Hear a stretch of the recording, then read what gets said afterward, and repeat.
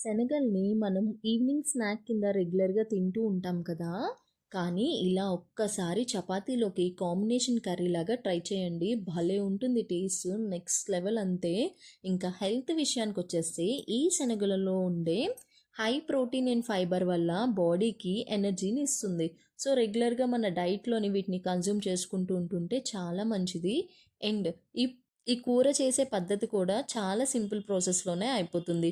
మరి ఇంకేం కావాలి మనకి? హెల్తీ, టేస్టీ అలాగే సింపుల్‌గా కూడా అయిపోతుంది. ఇంకెందుకు ఆలస్యం, మీరు కూడా ట్రై చేసి మీకెలా కుదిరిందో కామెంట్ చేసేయండి. ప్రాసెస్‌లోకెళ్ళిపోయినట్టయితే ముందుగా స్టవ్ మీద ఒక కుక్కర్‌ని పెట్టుకొని కొంచెం నూనె, జీలకర్ర యాడ్ చేసుకోవాలి. దాని తర్వాత సన్నగా తరిగి పెట్టుకున్న ఉల్లిపాయ ముక్కల్ని కూడా యాడ్ చేసుకొని బాగా ఫ్రై అయిన తర్వాత అందులోకి 8 గంటల పాటు నానబెట్టుకున్న శనగల్ని వేసి ఒక్కసారి వేపుకోవాలి. అలాగే చిక్కగా గ్రేవీ రావాలి అంటే ఒక 2 ఆలుల్ని కూడా యాడ్ చేసుకొని బాగా ఫ్రై అయిన తర్వాత మసాలాలన్నీ వేసేయండి. మసాలా కూడా బాగా వేగిన తర్వాత టొమాటోస్‌ని కూడా ఏసి ఒక్క నిమిషం మగ్గనిచ్చి తగినంత వాటర్ పోసుకొని 4, 5 విజిల్స్ రానిస్తే కూర రెడీ అయిపోయినట్టే. అండ్ వీడియో నచ్చినట్టయితే సబ్స్క్రైబ్.